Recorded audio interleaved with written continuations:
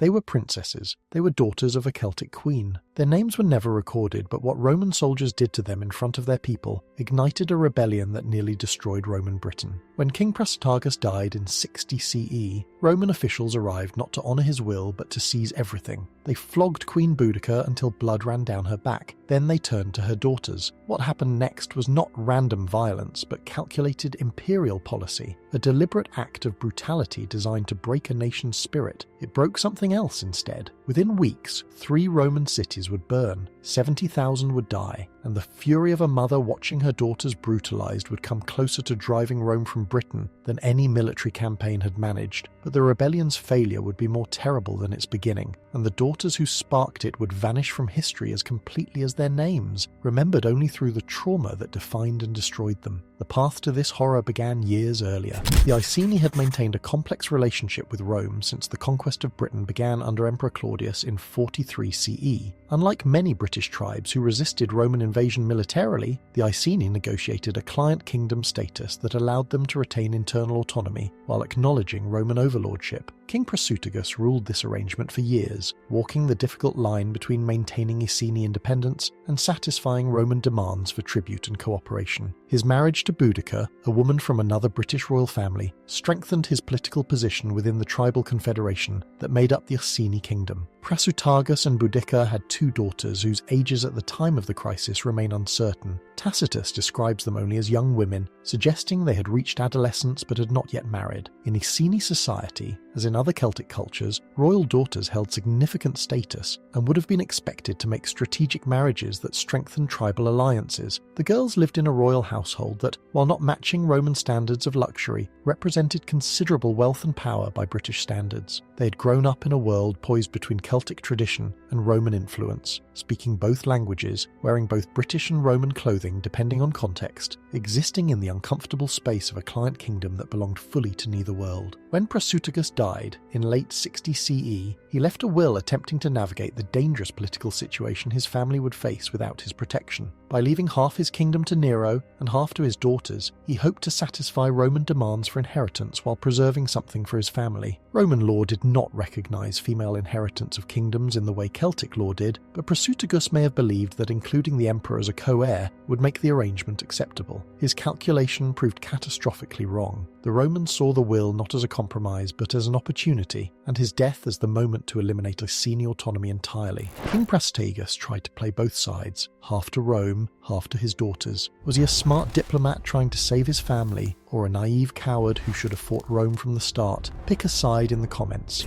The Roman procurator Catus Decianus, the imperial official responsible for financial administration in the province, arrived with soldiers and officials to claim the Iceni kingdom in its entirety. Decianus represented the Roman financial bureaucracy that extracted wealth from conquered territories to fund the empire. He viewed the Iceni kingdom as imperial property to be exploited, not as a client state with negotiated rights. When Boudicca protested the violation of her husband's will and the seizure of property that belonged to her daughters, Decianus ordered a response designed to demonstrate what happened to those who questioned Roman authority. Roman soldiers stripped Boudicca and flogged her publicly, a punishment that violated every convention of her royal status. To flog a Roman citizen required legal justification and procedural protections. To flog a client queen of an allied kingdom represented a deliberate choice to humiliate rather than simply punish. But Decianus and his soldiers went further. They seized Boudicca's daughters and subjected them to profound personal violations that Tacitus describes with unusual directness. The girls were victimized by Roman soldiers, an act performed publicly or with enough witnesses that news of the outrage spread immediately throughout the Iceni territory. The heinous treatment of the princesses served multiple functions within Roman colonial violence. It demonstrated that even royal daughters of client kings enjoyed no protection under Roman authority. It humiliated the royal family specifically through the bodies of its women, attacking Iceni honour in a way calculated to wound tribal pride. It sent a message to other British tribes about what awaited those who challenged imperial decisions, and it revealed the contempt Roman administrators and soldiers felt for British society, viewing even its highest-ranking women as targets for exploitation without consequence. Tacitus records these events with language that suggests his own discomfort with what occurred. He notes that Boudicca was flogged, and her daughters dishonored, placing these crimes prominently in his explanation for the rebellion that followed. Even by Roman standards of acceptable violence in colonial contexts, the treatment of the royal family crossed lines that made some Romans uneasy. The historian writes, as though these specific acts, more than the property seizure itself, motivated the extraordinary fury of Boudicca's subsequent campaign of vengeance. Some say what happened to these girls justified everything Boudicca did next. Others argue that no personal revenge justifies 70,000 deaths. Where do you stand?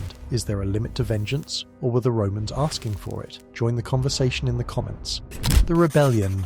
A mother's rage becomes tribal uprising. Boudicca's response to the profound suffering of her daughters transformed personal trauma into political revolution. She began travelling throughout Iceni territory and to neighbouring tribes, speaking at tribal assemblies and invoking both the honour of her family and the broader injustices of Roman rule. Tacitus preserves what purports to be one of her speeches, though historians debate whether the words represent Boudicca's actual rhetoric or Tacitus's own composition in the style of classical historiography. Regardless of its authenticity, the speech reveals how contemporaries understood Boudicca's motivation. She is portrayed as fighting not as a queen seeking to preserve her kingdom, but as a woman avenging the desecration of her daughters and the assault on her own dignity. The Iceni rallied to Boudicca with remarkable speed and unity. Tribal levies mustered, bringing warriors who might have served under Prasutagus and younger men who saw in the Roman crimes an intolerable offence demanding response. Neighbouring tribes joined the uprising, most notably the Trinovantes, who had their own grievances against Roman rule. The colony of Camulodunum, modern Colchester, had been established on Trinovantine land, displacing locals to make room for Roman veterans. The Temple of Claudius in the city, built with forced native labour and financed through taxation that enriched Roman officials while impoverishing British communities, stood as a symbol of imperial oppression. The uprising coalesced around both Boudicca's personal grievances and these broader resentments. The army that gathered under Boudicca's leadership numbered in the tens of thousands, though exact figures remain impossible to determine from ancient sources. Roman historians likely exaggerated British numbers to make the subsequent defeats seem more impressive, but even accounting for exaggeration, Boudicca commanded a substantial force. This army included not just warriors but entire families, as Celtic military campaigns often involved moving camps that included women, children, and elders who followed the fighting forces. Boudicca's daughters presumably travelled with this army. The injustice they endured transformed into symbols of resistance, their presence a constant reminder of why the uprising had begun.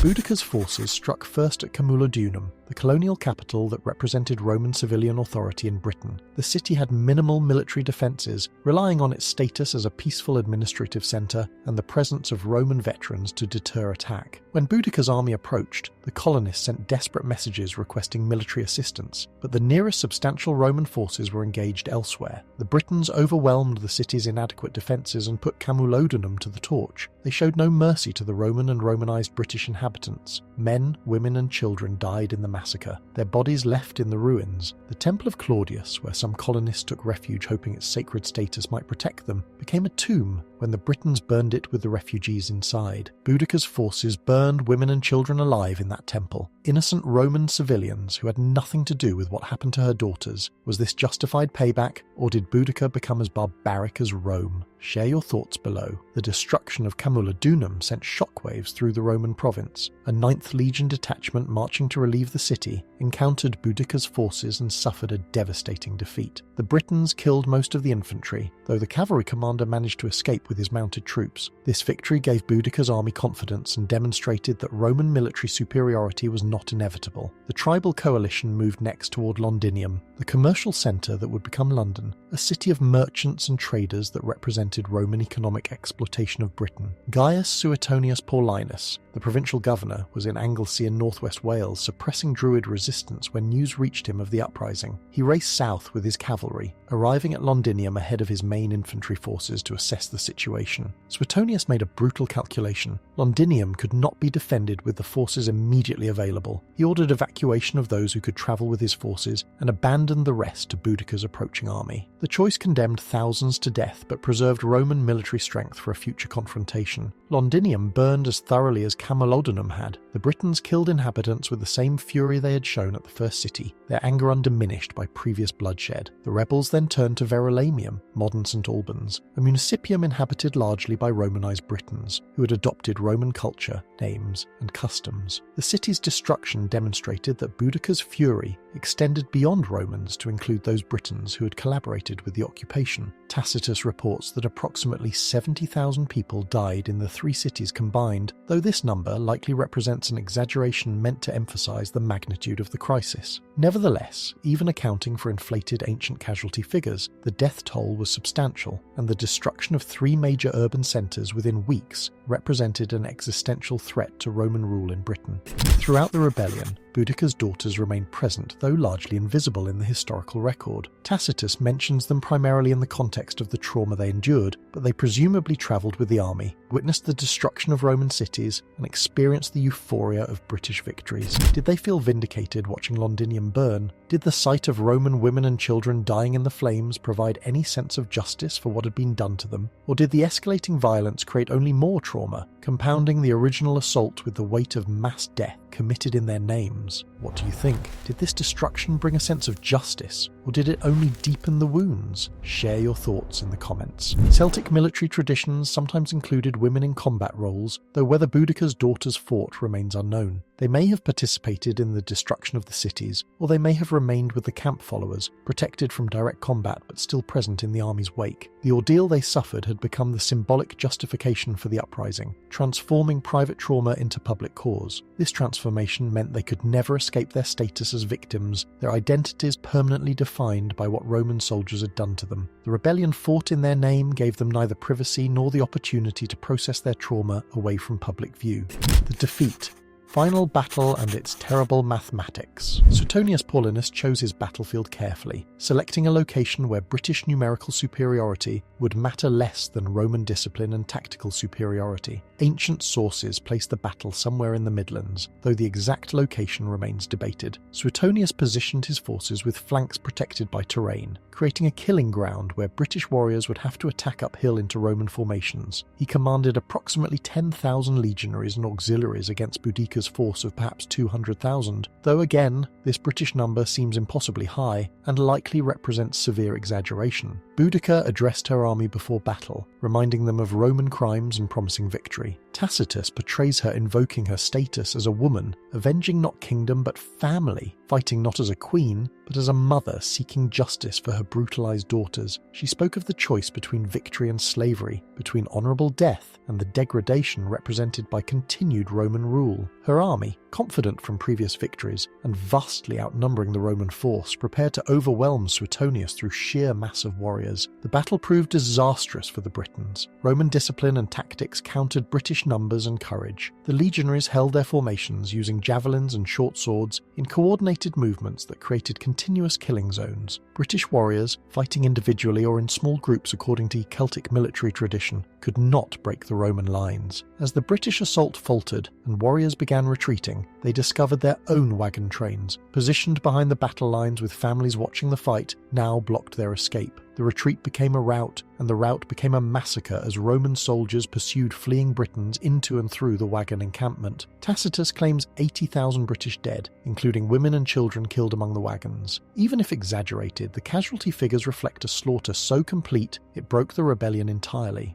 Tacitus provides no specific information about Boudicca's daughters after the initial atrocities. They vanish from the historical record following their assault, their fates unknown. Three possibilities exist, none confirmed by ancient sources. They may have died during the rebellion, either from the ongoing trauma of their ordeal, from disease or injury during the military campaign, or in the final battle when Roman forces massacred civilians trapped among the British wagon trains. They may have survived the rebellion's collapse and lived in obscurity, their royal status meaningless after their mother's defeat and the destruction of Iceni independence, or they may have chosen death, either during the battle or in its immediate aftermath, following their mother into whatever fate Boudicca chose when defeat became certain. Tacitus reports that Boudicca poisoned herself rather than face capture, and the certain humiliation that would follow. Whether she took this action alone or with her daughters remains unspecified. The historian's silence about the daughter's specific fate likely reflects the reality that Romans who compiled reports after the rebellion either did not know or did not care what happened to the victimized princesses who had helped spark the uprising. They had served their purpose in Roman narratives as examples of what happened to those who challenged imperial authority. Their continued existence or death mattered little to Roman record-keeping. This silence itself represents a final betrayal. The daughters who were brutalized to demonstrate Roman power, whose trauma catalyzed the greatest British resistance to occupation, whose names Tacitus never bothered to record, disappear from history without even the dignity of a documented death. They exist in the historical record only as victims, their identities subsumed entirely into their suffering, their individual personalities and choices erased as completely as their physical bodies. Modern attempts to recover their stories encounter only this absence, a void in the sources that mirrors the void created by the violence done to them. The suppression of Boudicca's rebellion had severe consequences for British women beyond the immediate military casualties. Roman authorities responded to the uprising with intensified control and reduced tolerance for British autonomy. The client kingdom system that had given Prasutagus nominal independence was dismantled. Direct Roman administration replaced negotiated arrangements. British elites who had previously maintained status under Roman oversight found themselves more thoroughly subordinated, their daughters and wives more exposed to the predatory behaviour that had sparked the original uprising. The Roman military presence in Britain increased following the rebellion, with more legions deployed and more forts constructed to prevent future uprisings. This expansion meant more Roman soldiers stationed among British communities, more opportunities for the kind of violence that had been inflicted on Boudicca's daughters, and fewer protections for British women against predatory behaviour by occupying forces. While Roman law theoretically protected provincial women from soldier violence, enforcement depended on military and civilian officials taking complaints seriously. The example of Boudicca's daughters demonstrated how seriously Roman authorities treated such complaints when made by even the highest-ranking British women.